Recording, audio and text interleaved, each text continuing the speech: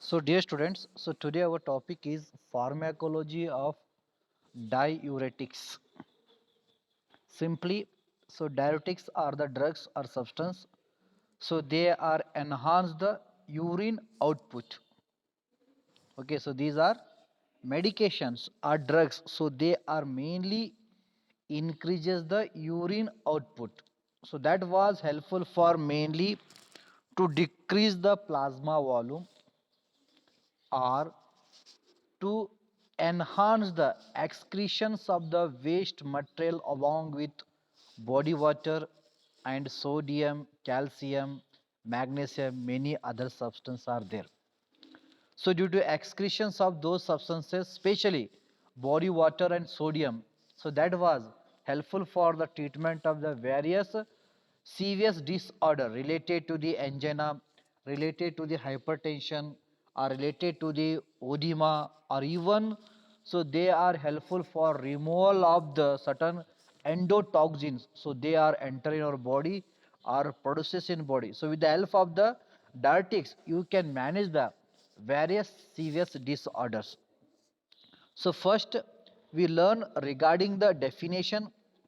So diuretics are the substances so that can promote the diuresis or so they can increase the productions of urine. Okay, actually, so our daily urine output is that is about 1.5 liter, but in our body, so daily 180 liter than an average of urine was formed, but about 180 only 1.5 liter was excreted. So remaining will be the recirculated in our body or reabsorbed in body. So that process was known as the tubular reabsorptions.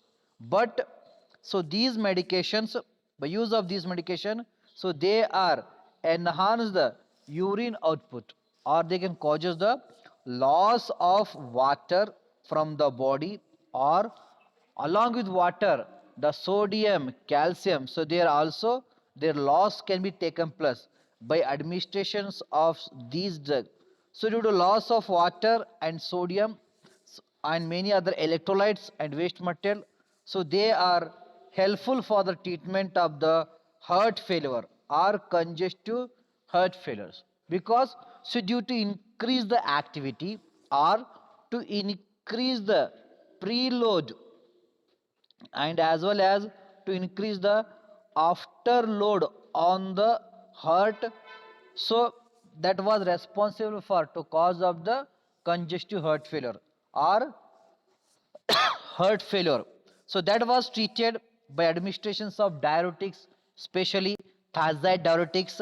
So these thiazide diuretics, so they are mainly decrease the preload as well as afterload on the heart by restricting the flow of fluid or blood towards the heart.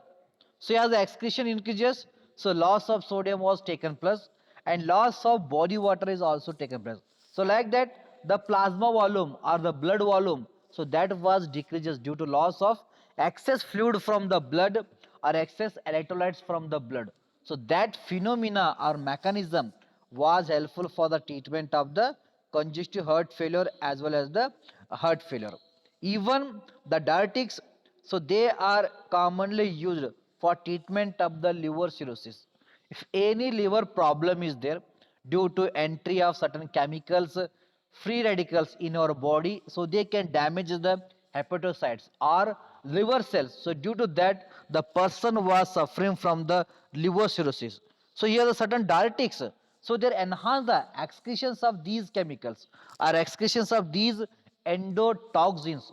So that phenomena or that mechanism by a diuretics was helpful for the not treatment but the management of the liver cirrhosis. Even the diuretics, so they are used in the treatment of hypertension, because for hypertension nothing but to increase the blood pressure.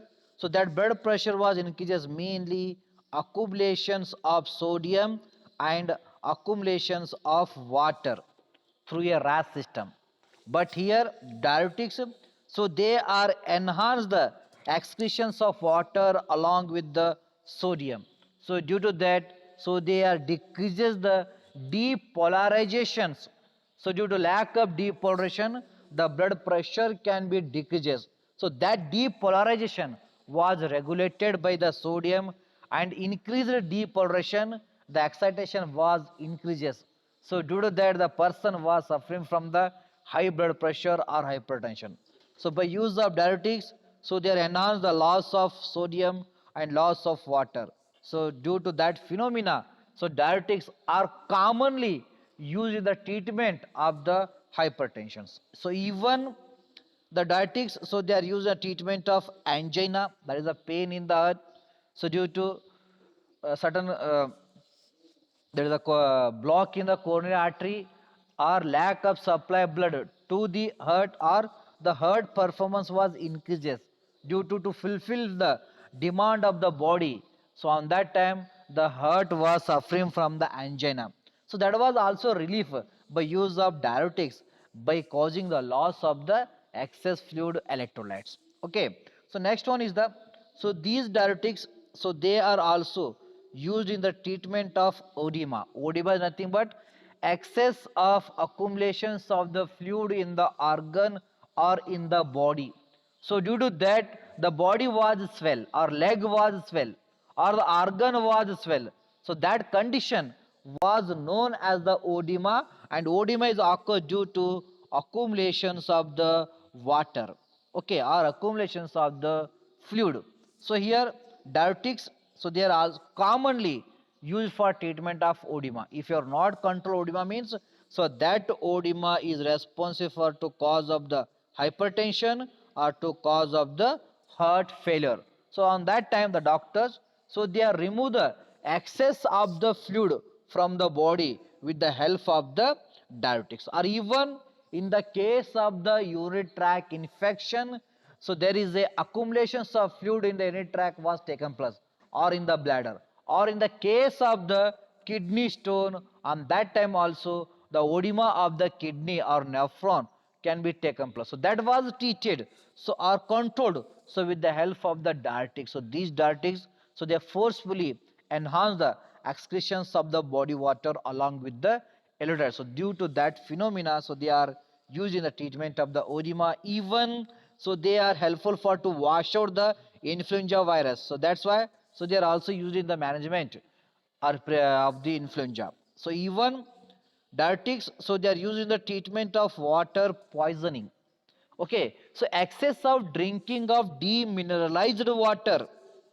Okay, so you are using the commonly well water, mean there is no that much of the problems, because so that well waters, so it is the balanced of the electrolytes.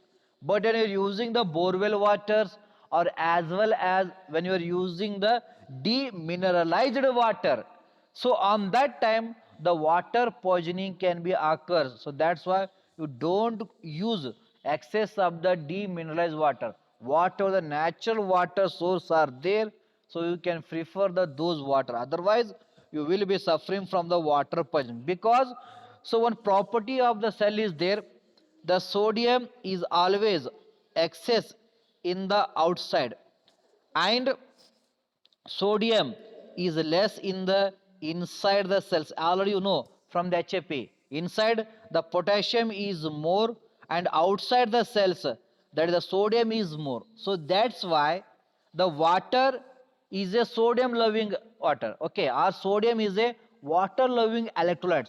So where sodium is present, where water is more present or more accumulated.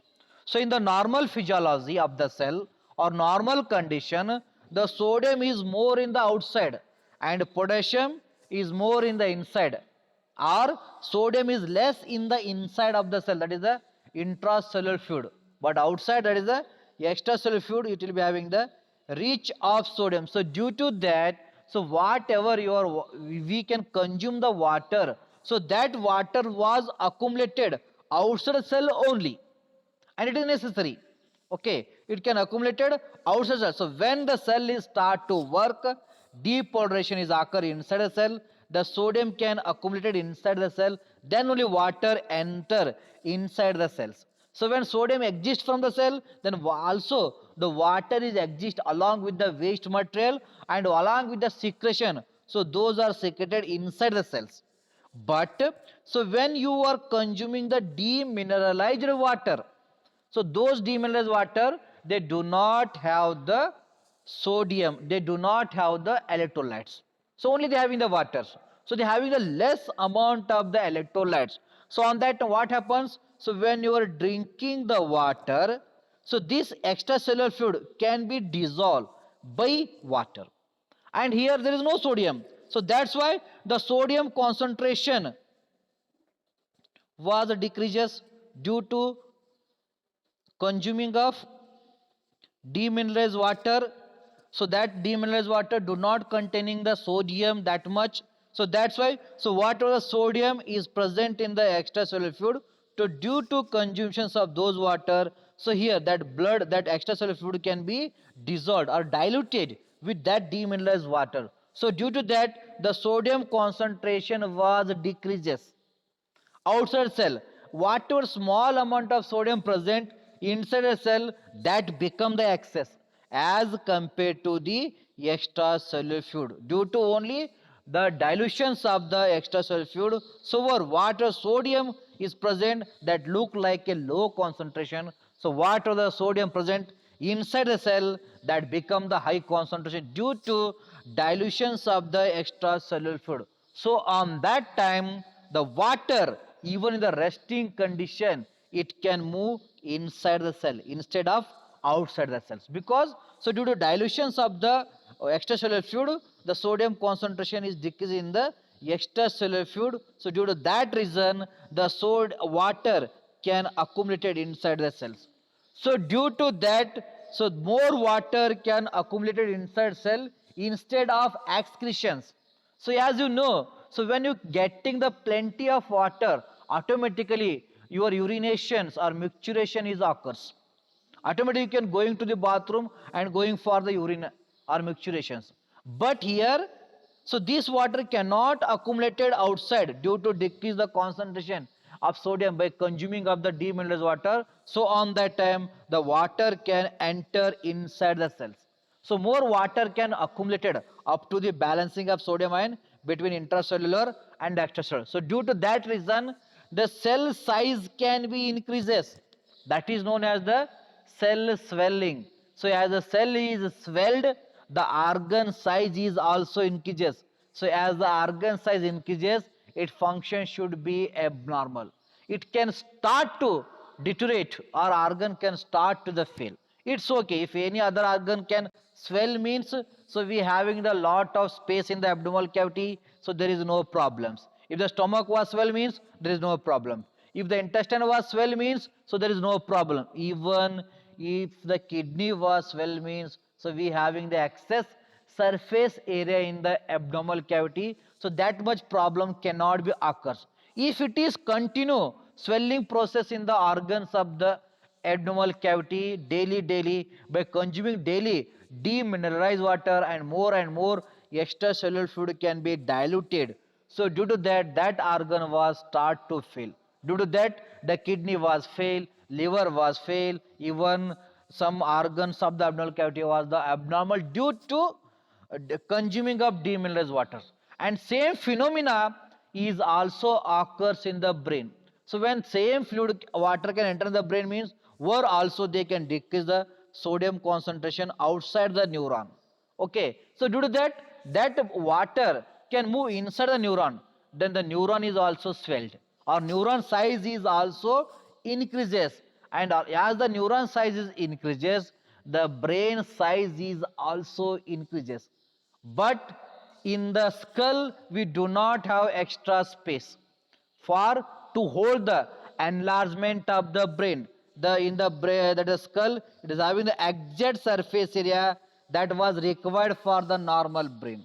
By consuming of demineralized water, the brain size was increases, but due to increase of brain size, so there is no space in the skull. So due to that, the brain vessels can be ruptured, internal hemorrhage can be occurs, or the brain functions become the abnormal, then the person was suffering from the seizures or epilepsy only due to consumptions of the more water or demineralized water. So that condition was known as the water poisoning. So that water poisoning is also treated with the help of the diuretics. So diuretics, it can enhance the forcefully excretions of the water from the extracellular fluid. So due to that, here the water level is less, then the phenomena of passive diffusion, automatically the water inside the cell, so that can came to the extracellular fluid. So like that diuretics, so they are helpful for to decrease the cell swelling or to decrease the intracellular water level. So due to that phenomena or that mechanism, the diuretics, so they are commonly used for treatment of the water poisoning.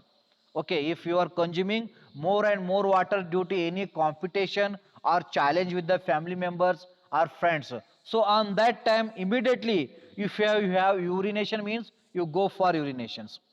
Otherwise, if you are holding urine or the urination cannot be occurs means, so that indicates whatever you can consume the water during the competition. So that water not present in the extracellular fluid, it can accumulate in the intracellular fluid. So due to that reason, maybe you are suffering from the failure of the organ or ruptures of the blood vessels in the brain. So that's why you do not consume the excess of demineralized water. So those will be having the less of electrolytes, especially less of the sodium. Okay, due to any competitions or any other challenges with the friends or family members. So that's what that condition was known as water poisoning. If it is happens in your surrounding area means take that patient towards the doctors and suggest to them to give a diuretics. Here the diuretics only that was helpful, or simply you can give the IV through IV the reach of the sodium. IV through you can administer the sodium, so that sodium present in extracellular fluid it can that it can accumulate the water from the intracellular fluid. That phenomena is also beneficial. You can give the diuretics along with the sodium electrolytes. Okay, so here the diuretics is also used for the treatment of kidney diseases. Okay, so due to kidney problem, so the urine output was less, so that urine output was increases by administrations of the diuretics. So here the diuretics such as acetazolamide, okay, so it is also used as a anti-conversion drug, and here it is a one of the most commonly used that is diuretic drugs. Okay, so this acetazolamide along with diuretic activity, it also make the urine alkaline, that is a basic pH. So due to property of this diuretics or acetazolamide, it can make the urine alkaline. So that's why the diuretics are also used in the case of aspirin poisoning or overdose, because aspirin is a acidic drug. If it is got acidic environment means because our urine pH is acidic in nature, where the aspirin cannot be excreted, it can be reabsorbed. So due to environment of acidic, if aspirin got basic or alkaline pH means, so then only the aspirins can be excreted more and more. So during the case of aspirin overdose or aspirin poisoning, so where the doctors, so they are used the acetazolamide as a diuretics because it can enhance the urine output, along with it can increases the urine pH become the alkaline. So that alkaline environment of the urinary bladder or kidney, it is helpful for the excretions of the aspirins. Okay, so other drugs like diuretics like thiazides and loop diuretics, so these are commonly used as a antihypertensive agents, because so these thiazide and loop diuretics, so they are excreted the sodium and calcium as well as the water, then they can decrease the preload and afterload. So due to that phenomena, so these agents, so, they are commonly used in the treatment of the hypertensions. Okay, so these are the various medical uses regarding the diuretics. So now we learn regarding the classifications. So here the diuretics, so they are mainly classified into 11 classes. That is, the first one is the loop diuretics or high selling diuretics. So as the name indicates, so these diuretics, so they are mainly acts on the loop of Henle. So loop of Henle, it is a part of nephron. So where the water can be reabsorbed about 80%, and also the sodium, then potassium, chloride can be reabsorbed. Okay, so here by use of loop diuretics like furosemide, bemetanide, trosemide, pyretenide, ethracrinic acid, and indraquiron. So these are acts on the loop. They can enhance the excretions of water along with the electrolytes. And second, that is the thiazide diuretics. So these are mainly acts on the distal collecting tubules, so where sodium and calciums can be reabsorbed. So these drugs act where, so they are inhibit the reabsorptions of the electrolytes like a sodium and calcium. Then they can enhance the excretions of sodium and calcium. So examples are the hydrochlorothiazide, chlorothiazide, benzethiazide, bendroflumethiazide, and as well as the clopamide. So these are the thiazide diuretics commonly used as a diuretics and as well as anti-hypertensive agent. Okay, so next one is the sulfonamide diuretics, because so their molecule is a sulfonamide in nature, or it will be having the sulfonamide moiety. So due to that they are categorized as the sulfonamide diuretics. Example is a chlorothalidone, gipamide, indapamide, then metazolone, then as well as the quinithazones. Then fifth, that is the potassium sparing diuretics. Example is a spironolactone. So am I forgetting to write regarding the, here the example is a spironolactone. So it is a potassium sparing diuretic. It can enhance the excretions of water, excretions of sodium, excretions of chloride, and excretions of, that is the calcium. But it do not have any effect on the excretions of potassium. So that's why, so these are known as the potassium sparing diuretics, and potassium is required for the relaxations of the blood vessels and relaxations of the cells. So that's why the spironolactone nowadays commonly used in the treatment of the hypertension, because it is only decrease the risk factor like water, sodium, calcium. So those are involved in the to increase the blood pressure, but they do not any have effect on the potassium, because potassium is required for to decrease the blood pressure. So that's why the spironolactones, so it is a potassium sparing diuretics. It is used in the treatment of the hypertension. So next one is the sodium channel inhibitors. That is example is a amiloride and a trimetrin. So in the nephron, the sodium channels are present. So those sodium channels, so they are allow the reabsorptions of the sodium, that is entry of sodium from urine to back to the blood. So that was known as the tubular reabsorption. So that was done with the help of the sodium channels. So the drugs like amiloride and trimetrines, so these drugs, so they are mainly block the sodium channels on the nephrons, especially on the distal collecting tubules as well as the proximal tubules. So due to that, so they are inhibit the reabsorptions of the sodium and allow the excretions of the sodium through a urine. So that phenomena is helpful for to show the diuretic activity. So next one is the, that is the aldosterone receptor antagonist. So aldosterone, so it is mainly acts on the aldosterone receptors. So those are present in the collecting tubules. So where it can enhance the reabsorptions of sodium and reabsorptions of the water by acting on the aldosterone receptors. So the drugs like spironolactone, potassium canorinate, then eplerenone. So these drugs, so they mainly block the aldosterone activity on a aldosterone receptors in a collecting tube tubules. Okay, due to that, so they are inhibit the reabsorption of sodium along with the water, and they can enhance the flow or output of the urine as well as along with water and the sodium. So due to that property, so they are used as the diuretics, are used in the treatment of the hypertension. So next one is the, that is the osmotic diuretics. Okay, so these diuretics, so they enhance the osmotic pressure inside the lumens of the tubules.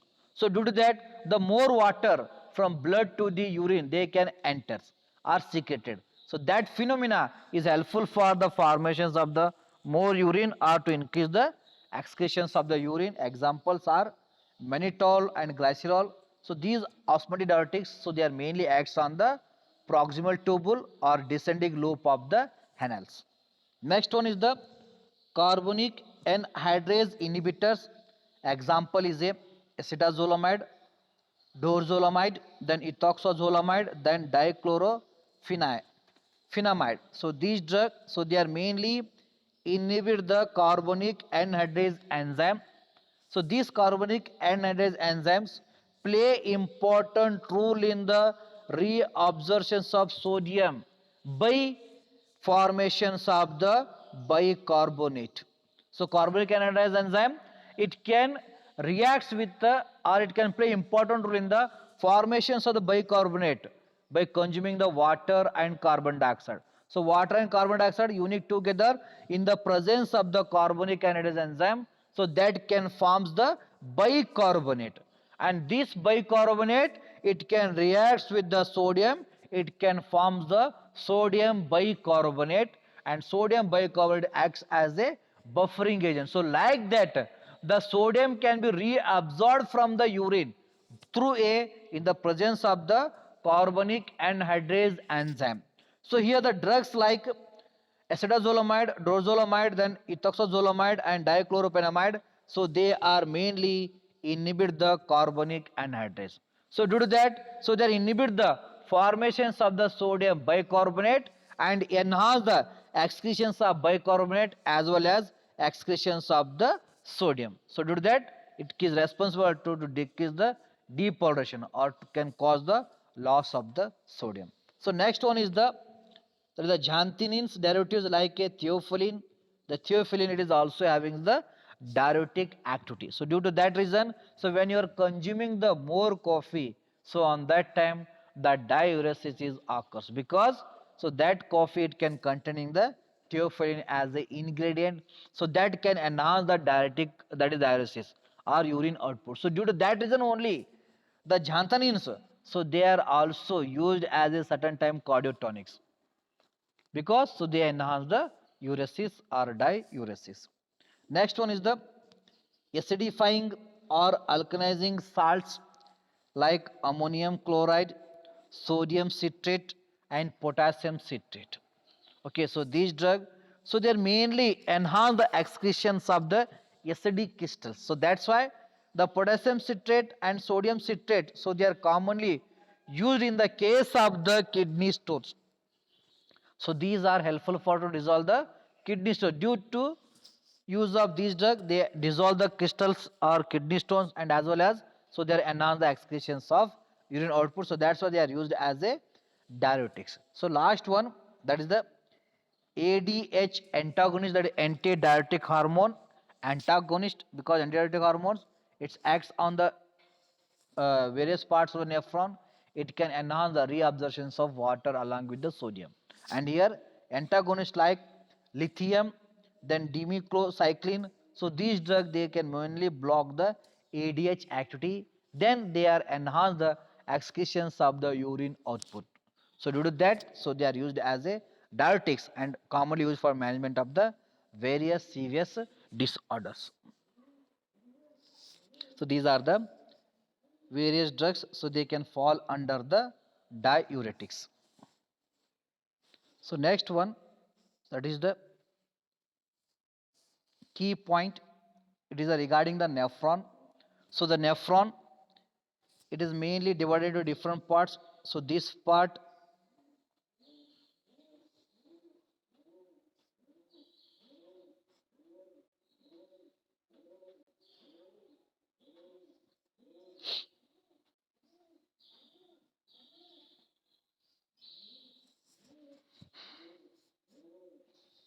Okay, there is a first part.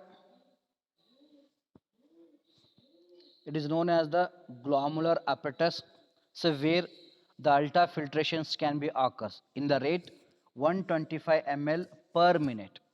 So due to that is the natures of glomerulus, so it can filter the urine along with the electrolytes and small particles. So next part, that is the proximal convoluted tubule. It is also written as the PCT. The next one is the loop of Fresnel, that is LOH, that is the descending limb and ascending limb. The next one is the DCT, that is distal convoluted tubule. Last one is a collecting duct.